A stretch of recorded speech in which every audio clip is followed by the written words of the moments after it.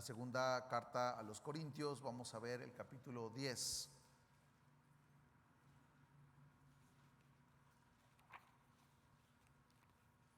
El capítulo 10 vamos a estar revisando solamente el versículo 4. Hoy vamos a hablar de un aspecto importante de la oración que ahorita les platico. Vamos a leer primero capítulo 10, versículo 4, y dice así: porque las armas de nuestra contienda, o como dice otra versión, las armas de nuestra milicia, no son carnales, sino poderosas en Dios para la destrucción de fortalezas, destruyendo especulaciones y todo razonamiento altivo que se levanta contra el conocimiento de Dios, y poniendo todo pensamiento en cautiverio a la obediencia de Cristo, y estando preparados para castigar toda desobediencia cuando la obediencia de ustedes sea completa. El pasaje donde vamos a estar centrados es el versículo 4, y ahí dice específicamente: nuestras armas no son carnales, sino poderosas en Dios para la destrucción de fortalezas. Hasta ahí.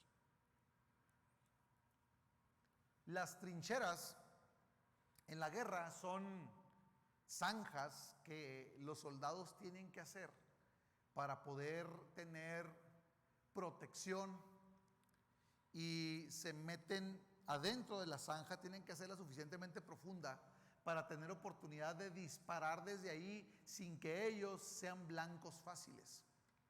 Las trincheras se inventaron alrededor de o al final de los años 1800. Antes de que existieran las trincheras, eran las peleas cuerpo a cuerpo, los soldados, y ellos tenían armas de un solo tiro. Antes eran flechas, eran lanzas, y era con lo que peleaban, con espadas, cuerpo a cuerpo. Después empezaron a salir los rifles, las armas de fuego, y esto hacía que hubiera una desventaja si no tenías armas de fuego. Entonces tú agarrabas el rifle y disparabas, pero tenías que meter la pólvora, echar el balín y luego meterlo hacia adentro, cargar y luego disparar. En todo ese proceso se perdía mucho tiempo y había oportunidad de esconderse, de hacerse a un lado, de esquivar la bala. Pero luego, a principios de los años 1900, después de la Primera y Segunda Guerra Mundial, las trincheras fueron clave para las guerras, porque las trincheras generaban, porque las armas eran más rápidas cada vez, había metralletas y había armas más rápidas para disparar. No había oportunidad de cargar las armas. Unas viejitas que tenían unos ejércitos y otros ejércitos, unas más modernas, había una desventaja. Entonces dijeron: ¿cómo le hacemos? Hacemos zanjas, ahí nos metemos, y lo que vamos a hacer es que cuando venga el otro ejército, nosotros desde aquí los esperamos y les disparamos. Esas guerras duraban muchísimo tiempo, porque ni uno avanzaba y el otro no se movía de ahí, y estos esperando a que estos se murieran de hambre. Pero las zanjas a veces eran kilométricas y había que recorrerlas para traer alimento, traer munición y traer de todo. Era un problemón tremendo. Luego evoluciona la guerra, y luego llega por el señor Sir Winston Churchill, que es el que inventa el tanque de guerra. Y cuando llega el tanque de guerra, entonces las guerras se convirtieron en otra cosa muy, muy, muy diferente. Ahora que tenemos tanques de guerra, el tanque de guerra ha hecho totalmente diferente la forma de guerrear, la forma de pelear en la milicia, de tal manera que aunque haya trincheras, el tanque de guerra llega, y aunque estos lo estén esperando, le disparan y es acorazado, no pasan las balas, llega el tanque y ¡pum!, de un cuetazo hace un agujero en la tierra, y los que están en las zanjas y la tina los acaba de un solo trancazo. Y las guerras son sanguinarias, son terribles, pero así es como fue evolucionando la guerra. Yo quiero hoy hablar acerca del poder de la oración. La oración tiene poder y así nos lo dice la Escritura. La oración no es una actividad religiosa insabora, incolora, insípida, ¿verdad? De la iglesia. La oración no es un acto religioso plenamente. La oración no es parte de una liturgia, como decir es solamente un elemento de algo que se hace en la iglesia. No. La oración, hermanos, tiene power. La oración tiene poder. La oración es tirar cañonazos, hermanos, a diestra y siniestra. Esa es la oración y así nos lo presenta la Escritura. El apóstol Pablo, para empezar, Mateo capítulo 16, versículo 18, nos dice que la oración es como un tanque de guerra. Así nos lo presenta. Y cuando la gente del Señor lo ponemos en acción, dice Mateo 16, 18, las puertas del infierno no prevalecen contra la iglesia. La oración es el arma de asalto más poderosa en la batalla espiritual, hermanos. La oración es aquello que Dios nos ha legado para que nosotros podamos presentar nuestra causa y para que podamos nosotros trabajar en la guerra. Voy a mencionar varios pasajes y momentos en donde la Escritura nos describe qué tan clave es la oración para nuestra victoria espiritual. Y es bien importante. El apóstol Pablo también lo usó de esta manera. Después de hablar de diferentes piezas importantes de una armadura, ¿se acuerdan en Efesios capítulo 6, versículo 13, al hablar de la armadura de Dios? Él menciona la oración como uno de los elementos de esta, igual que cualquiera de los elementos de la armadura. También dice que la oración es un elemento de guerra espiritual muy similar al escudo, a la espada, al casco. Porque ahí mismo en el versículo 18, después de hablar en Efesios capítulo 6 de toda la armadura de Dios, en el versículo 18 dice: oren en todo tiempo en el Espíritu. Lo que está diciendo, está juntando es: ármense de toda la armadura de Dios, pero también dentro de la armadura también está la oración. En el versículo 18 dice: hey, no se olviden de la oración en todo tiempo. La oración al Señor es una fuerza, hermanos, que mueve. Es como aquella potencia de un tanque de guerra que está moviéndose en la dirección de la voluntad de Dios. No que mueve la voluntad de Dios, pero la oración es un tanque que va de acuerdo al plan de batalla de la voluntad de Dios.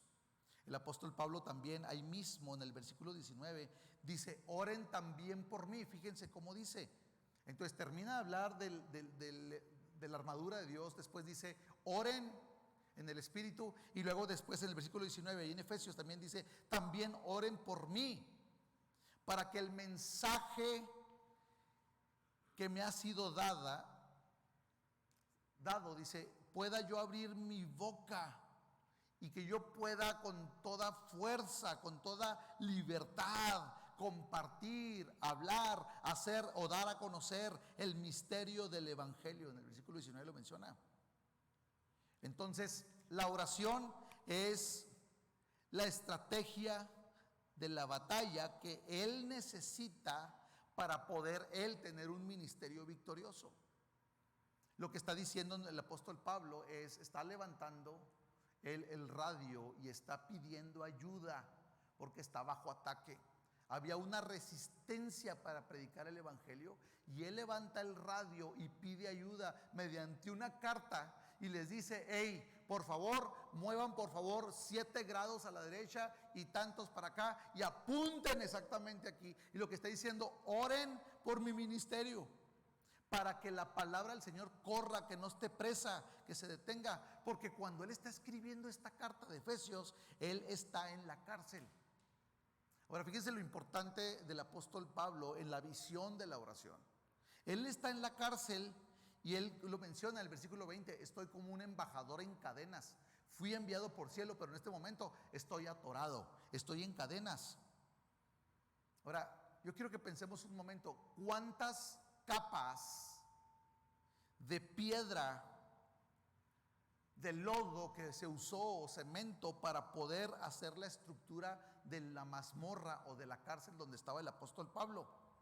Y todo lo que estaba interponiéndose entre él y su misión, entre él, su condición de preso, y de poder ir y ejecutar y ser el, como era llamado, el apóstol a las naciones. En ese momento parecía que estaba inutilizado, no había forma, pero él entiende que está en una batalla y está en una guerra. Ahora, en este momento, él, aunque está en esta situación, está confinado, su oración, hermanos, desde adentro, sigue haciendo agujeros tremendos hacia afuera. ¡Pum! Está lanzando cañonazos desde la cárcel. Y esta carta de Efesios, por ejemplo, es un ejemplo de alguien que está en prisión, pero que su vida de oración hacía que siguiera adelante. Lo que le pedía a la iglesia: oren por mí para que el evangelio no se detenga, para que yo siga dando testimonio, para que siga siendo efectivo. Pero ¿cómo? Estaba como Abraham, ¿verdad? Esperanza contra esperanza, que decía: no hay forma de que lo puedas hacer, no hay manera que puedas ejecutar tu ministerio porque estás encarcelado. Él estaba en un cepo, tenía sus manos atadas, tenía sus pies atados, estaba tras las rejas, rodeado en una cueva oscura, húmeda, y ahí está él, enfermo, esperando su ejecución. Pero él está ahí, está esperando su sentencia, pero él está ahí confinado. Pero la oración, él sabe que es lo único que puede hacer que su ministerio siga funcionando, aunque esté en cadenas. Y vaya que seguía funcionando. La carta a los Efesios al día de hoy sigue siendo una carta gloriosa que nos instruye cómo vivir para su gloria en medio de la vida de la iglesia y cómo Dios diseña la iglesia. Y hasta el día de hoy, después de 2000 años, por medio de la oración y lo que él pedía, Dios hizo que su ministerio siguiera siendo efectivo. A veces nos olvidamos que la oración es el instrumento de guerra por naturaleza espiritual perfecto para poder tener victorias, hermanos. Y nos olvidamos de a tiro y confiamos más en nuestra prudencia, confiamos en nuestras decisiones, confiamos en lo que nuestros ojos nos dicen, confiamos en lo que nuestros oídos nos indican, confiamos con lo que sentimos, pero nos olvidamos que tenemos la accesible esta arma gloriosa de la oración. Ahora, la oración puede hacer cualquier cosa, hermanos, porque dice Mateo 19:26: con Dios todas las cosas son posibles. Si estamos creyendo que la Biblia es la verdad y que la Biblia es realmente inspirada por Dios y es la palabra de Dios, la oración cambia las circunstancias. La oración hace milagros gloriosos. ¿Cómo puedes explicar que un hombre que vivía aquí en Juárez y que se fue a trabajar a Estados Unidos en la época de los braceros, y te estoy hablando principios de los años 1900 y otros, este hombre se va ya a trabajar, deja aquí a su familia, y cuando se va a Estados Unidos, él está trabajando y un día se pone a cortar unos leños, y uno de esos leños se cae y le pega en la cabeza, y este hombre queda ciego inmediatamente. Cuando queda ciego, lo traen de regreso a México, y cuando está aquí, él está totalmente ciego. Su esposa lo atiende, su esposa está con él. En lo que el hombre fue y volvió, la mujer que estaba aquí conoció al Señor, se hizo cristiana, pero no le quería decir a su esposo porque eran muy católicos. Dijo: ¿cómo le voy a decir esta noticia? Entonces, cuando llegó ciego, ella sintió un alivio y dijo: qué bueno, porque entonces era su preocupación, su oración era: Señor, que mi esposo no llegue agresivo. Pues llega, y llega mansito, ciego. Y cuando él llega y se instala aquí en su casa, dice la historia que este hombre esta mujer, perdón, recibió a misioneros en su casa, los mismos que le habían hablado de Cristo, y lo visitaron. Y entonces estuvieron ahí, y cuando el esposo estaba en cama, el mismo momento en que estaban los misioneros en la sala y estaban dándole un discipulado a la esposa, dice que a la esposa se le olvidó una Biblia en la cama del marido. Y entonces él tocó la Biblia, dice que cuando tocó la Biblia se abrieron sus ojos y pudo ver. Él vio. Y mientras esto sucedió, los misioneros y ella estaban orando en la sala por la sanidad del marido. Y entonces dice que terminaron y él los alcanzaba a oír hablar. Y él estaba más asustado porque estoy viendo. Y entonces en eso dice que soltó la Biblia y el hombre perdió la vista de nuevo. ¿Cómo ven?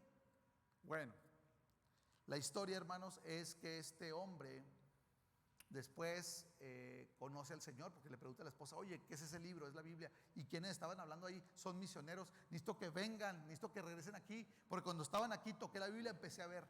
Pues regresaron, oraron por él, y entonces le pusieron la Biblia en la mano y empezó a ver. Pero pasaba algo: cada vez que soltaba la Biblia, ¿qué creen que pasaba? Dejaba de ver. Este hombre fue uno de los fundadores de Asambleas de Dios en México, hermanos. Hoy estuve sentado con su nieto y me compartía su testimonio llorando, y me dice: ¿sabes qué? Mi abuelo quedó ciego y el Señor le dijo: si tú sueltas la Biblia, dejas de ver. ¿Cómo ven? Entonces este hombre fue enterrado con su Biblia en el pecho para que siguiera viendo. Qué glorioso. ¿Qué pasa? Esta mujer oraba confiando que el Señor iba a hacer la obra. El Señor permitió que el leño le diera en la cabeza, que llegara ciego a Juárez, que llegara con una actitud humilde, con un deseo cuando vio el milagro, y el Señor contestó la oración.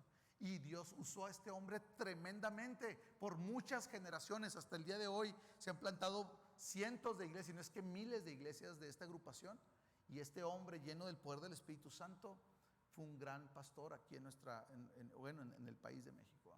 Tremendo. La oración, hermanos, puede hacer todo. Pero a veces nosotros desestimamos el poder de la oración. Con Dios todas las cosas son posibles. Ok, hermanos,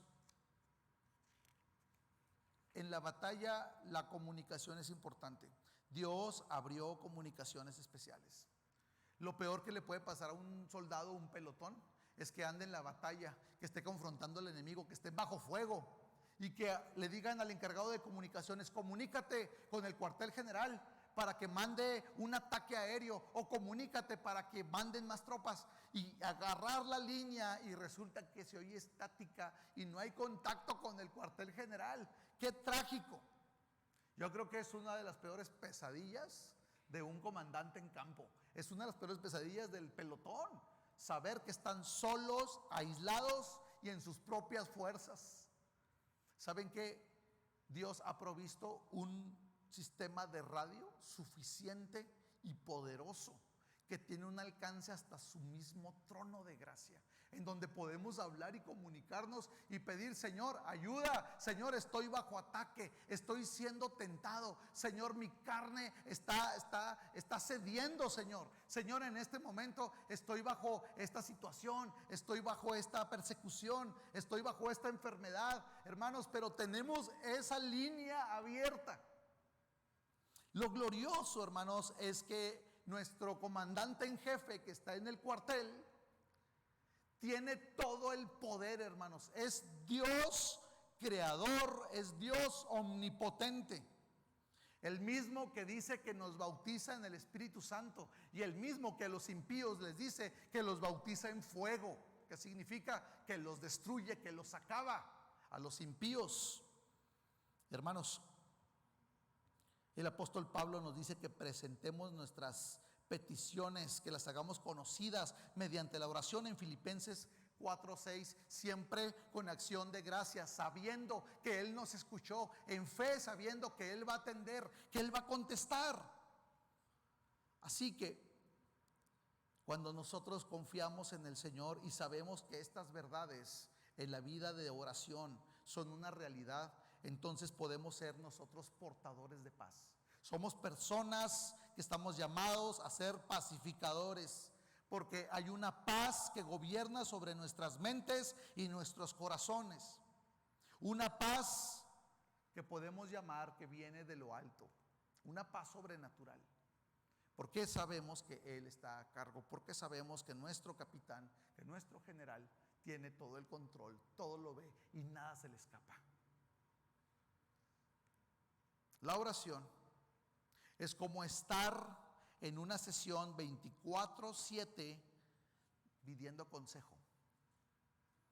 No es necesaria una cita, solamente entra al consultorio, entra. Juan 16:7, así lo describe Jesús hablando del Espíritu Santo. Y Él nos dice que Él conoce siempre nuestra condición, nuestra situación, y siempre está dispuesto a guiarnos para impartir una sabiduría puntual para nosotros. Aún cuando la verdad confronte nuestro pecado y nuestro corazón. Eso nos recuerda la justicia de Cristo, la cual cubre todo por su gracia y su misericordia. Hermanos, la oración es todo esto que acabo de mencionar y mucho más. ¿Por qué entonces raramente la usamos? A veces como creyentes creemos que la vida cristiana es una vida religiosa, una vida ritualista, de vine, me persiné, de vine, oré, vine y recé, vine y saludé a los hermanos, el saludo de la paz y vámonos, se acabó. Eso no es la vida cristiana. La vida cristiana, el apóstol Pablo la presenta como una guerra constante. Estamos en batalla. Y tenemos enemigos que están atentando contra nuestra alma. Primero, nuestro corazón. Segundo, nuestra carne, nuestras tendencias, nuestras propias concupiscencias que nos arrastran, dice la Escritura. Otro enemigo es el mundo que está bombardeándonos constantemente. Otro enemigo es el Satanás mismo, ¿verdad? El infierno se levanta contra la iglesia, se levanta contra nosotros y a veces viene y nos tienta, a veces viene y nos ataca, hermanos, pero el Señor está siempre vigilando. El Señor no anda en un dron viendo y vigilándonos, ¿verdad? Y se le acaba la pila y tiene que regresar a cargarlo un rato y regresa. El Señor está sobre sus hijos. Dice el Salmo 91 que el que habita al abrigo del Altísimo morará bajo la sombra del Omnipotente. Eso significa que hay un avión bombardero que está sobre nuestras cabezas 24/7, que no se le acaba nunca la gasolina, no se le acaba la turbocina, no necesita energía eléctrica, está aquí dispuesto a defendernos, hermanos. ¿Qué tenemos que hacer? Orar, clamar al Señor. Señor, yo no puedo, tú sí puedes. Señor, mira, Señor, me está atacando el diablo. Mira, Señor, es mi carne. Mira, Señor, es mi corazón. Mira, Señor, cometí este error. Señor, en tu nombre. Y podemos, en el nombre de Jesús, sí podemos. Pero si no llamamos, si no clamamos al Señor, bueno, vamos a ver cómo le haces. Yo le diría a una de mis hijas cuando intenta hacer algo, intenta alcanzar algo que yo sé que no va a alcanzar, y uno de papá pues ya mides y dices, se va a subir en ese banquito, no va a lograr, se va a poner de puntitas en la orilla, el banquito se va a voltear, se va a caer de rodillas, se va a pegar en la barbilla, va a haber sangre, va a haber llanto, voy a terminar en el hospital, y mi niña, pobrecita, entonces ¿qué es lo que haces? Hija, te vas a caer, no te subas así, ¿qué necesitas? No, es que yo puedo. No, te vas a caer. Y si la niña no entiende, si la niña no atiende la obediencia, lo que haces es que la corriges y le dices, quítate de ahí, te vas a caer, porque no quieres irte al hospital, ¿verdad? O si mides, dices, bueno, se va a caer, no va a ser tan grave y va a aprender su lección. Bueno, súbete, porque estás en tus fuerzas, en tu sabiduría, y viene el ranazo, ¡pras!, ¿verdad? Hermanos, Dios se la sabe de todas. Él nos creó. Él sabe la densidad del núcleo del Sol. Los científicos no la saben, pero tú y yo sí. Tú y yo sí tenemos al que creó el Sol. Entonces, ¿qué vamos a hacer? Vamos a orar. Vamos a orar. Y yo te invito a que oremos hoy. Primero, pidiendo al Señor, Señor, ayúdanos a estimar la oración como un tanque, Señor, que tú has dispuesto para nosotros. Y vamos a pedirle también perdón, Señor, perdóname porque a veces no recurro a la oración y quiero hacer las cosas a mi forma, a mi manera, y siempre vuelvo a caer lo mismo. Señor, en el nombre de Jesús, te necesitamos. Gracias por la oración, gracias por este glorioso recurso que nos has dado. Padre, en el nombre de Jesús, te ruego que bendigas cada uno de nosotros, Señor, y que nos permitas tener una visión real, Dios, correcta, acerca de la gloria, del poder de tu oración.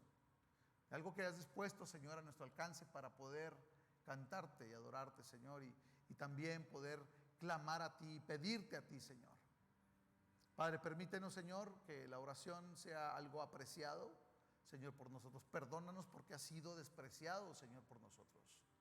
Ayúdanos a encontrar el poder glorioso de la oración, Señor. En el nombre de Jesús.